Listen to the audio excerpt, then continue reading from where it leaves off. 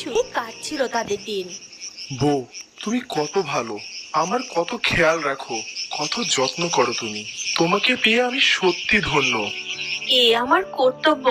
আর তাছাড়া তুমিও তো অনেক ভালো, এজন্যই তো সব সময় তুমিও আমাকে আগলে রাখো।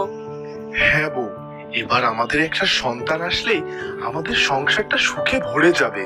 নাও, আর কথা নয়, অনেক রাত হয়েছে, এবার ঘুমিয়ে পড়ো। এভাবে অনেকটা বছর কেটে যায়, কিন্তু দিনে দিনে তাদের দুজনের সংসারে অশান্তির বাসা বাঁধতে থাকে।